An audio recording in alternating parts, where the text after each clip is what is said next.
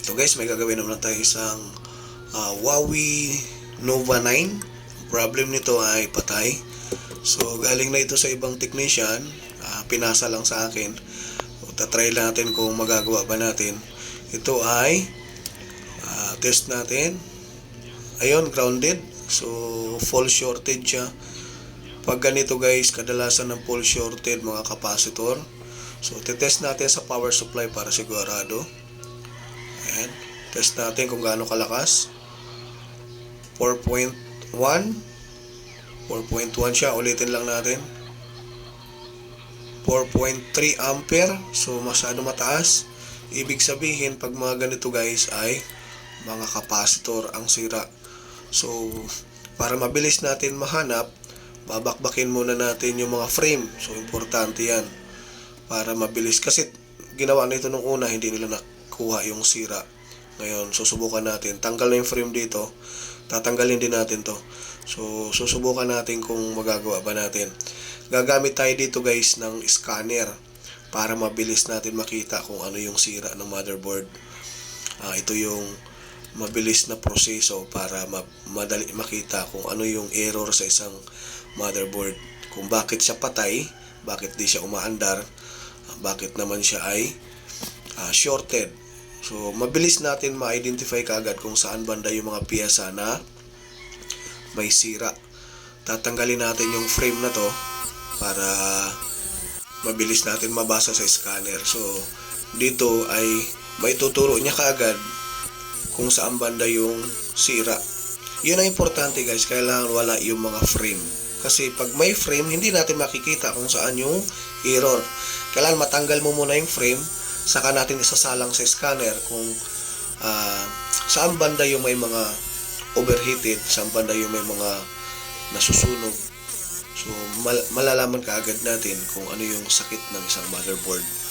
Kasi pag gamitan natin ng power supply, tapos andyan yung mga frame, hindi natin malalaman kung asaan yung sira. Kasi nakatakip siya ng bakal na frame. So may hirapan tayo kung paano natin gawin. Ngayon, ang ginagawa natin para mabilis magawa, kailangan mabaklas talaga siya yung mga frame na nakatago. Kasi katulad nyo, nakatago yung charging IC tsaka power IC nandito sa loob, katabi ng CPU.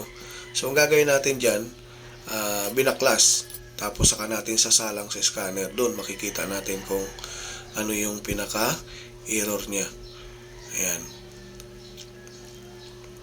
Tatanggalin din natin to guys para mabilis. Kasi yung unang gumawa, nahirapan, halos lahat daw ng board umiinit.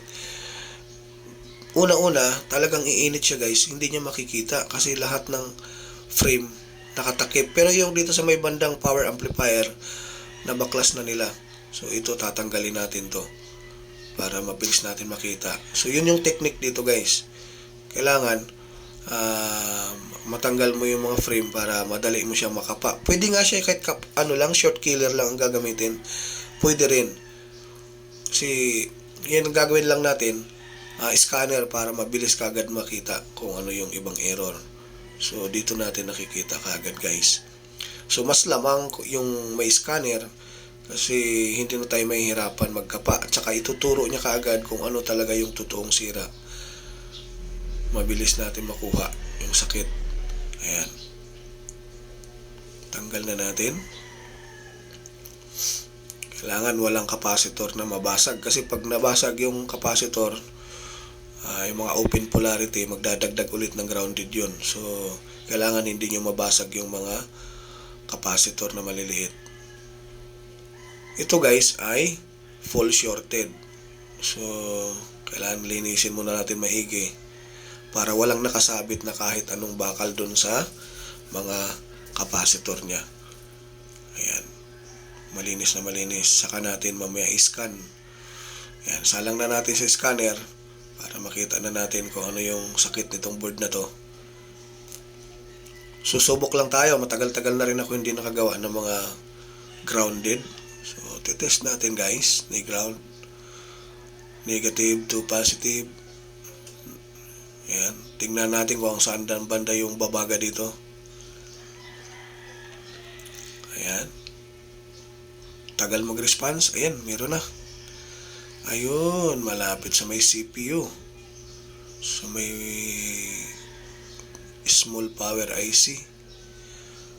Capacitor to guys, so maliit. Tapos biglang lumalaki dahan-dahan. Ayun, lumaki na. So, capacitor ito. Ayan, capacitor yan, ganyan. Pag ganyang sakit. Maliit. Maliit muna yung lalabas, tapos dahan-dahan siyang lumaki. Ibig sabihin, capacitor yan. Ayan. Pag ganyan, di-disable lang natin. Ayan, sobrang lakas. Capacitor yun guys. Bubugaan natin na rosin flux para makita natin kung ano talaga. Itong area na itong umiinit. Ayan. Yung itim na yan ay power IC yan. So, bandang baba siguro to. Yung capacitor sa bandang baba. Kasi yan ang nakita ko kanina. Doon sa scanner. Ayan. Titest natin. Lalabas at lalabas yung totoong sira nito guys. Kung saan banda yung totoong may sira. Kasi hindi natin mapaamin. Aamin talaga ito. Kasi tinuro na ng scanner, uulitin natin na short killer. Ayan. Tinuro mismo ng scanner. Ito, papalabasin natin. Short killer naman ang gagamitin natin. Gamit ang rosin flux. Ayan. Yun, lumabas na guys. Nalusaw na. Ayan. Yan yung sira. Tama ako, di ba? So, capacitor talaga. Kasi unang turo niya dun sa scanner, capacitor. So, totoo yung lumabas din. Capacitor. Tatanggalin lang natin to. Pupunitin na lang natin. Kasi ano na to eh. Sira na yan. Kaya namamatay yung unit dahil dito. Yun lang yung mga ginagawa dito guys. Hindi na tayo magpapalit. Kasi mga support capacitor lang naman to. Tanggalin lang natin. Yan. Yan. Yung naiwan, tanggalin ulit. Kasi may contact pa yan. Yan. So, kailangan walang contact. Ayan, okay na yan. So, yun. Tapos na natin. Wala nang grounded. So, titest natin ngayon kung magpa-power. Ayan. Dito natin malalaman kung mabubuhay ba natin tong unit na to. Kasi patay siya. Yung tropa natin, kapwa technician natin, umayaw, nahihirapan daw siya kasi buong board daw yung umiinit. Ang mali lang, hindi niya tinanggal lahat ng mga frame kasi hindi talaga mababasa yan pag may mga frame. So, importante walang frame. Kasi para makapa mo kagad siya. O either, kahit hindi nga tayo gagamit ng scanner eh, walang problema. Malalaman pa rin natin yan kung short killer lang. Nga lang ako, mabilisan na trabaho kasi may mga ginagawa pa. Scanner na ginagamit ko para ituturo kagad kung saan yung error. Ayan, nag-power na siya guys. Tsambahan natin. Ayan. Kung bago ka sa channel ko guys, pa-like na lang, pa-subscribe para lagi kayo ma-update sa mga bagong upload natin. Ayan, bukas na. I-restart muna natin. I hope makatulong yung mga video na mga ina-upload natin guys sa mga kapwa natin technician na mga bago pa lang. Yan, marami tayong mga idea kung paano, mga solusyon kung paano gawin yung mga patay. Tsaka, pag sa gawaan ng cellphone, bumili kayo ng power supply, pinaka-importante talaga yan. Kahit sa tester, hindi na kailangan. Hindi na ako gumagamit ng tester, puro power supply lang talaga. Lalo pag mga patay, mabilis siya makahanap na sira. Mabilis mo makikita kung ano yung sira. Ayan. Ayos. Kaso may password, hindi natin ma-open. Ayun. So, see you in the next video ulit guys. At maraming salamat. I hope na makatulong yung mga video natin. So, ayan, okay na to. Salamat.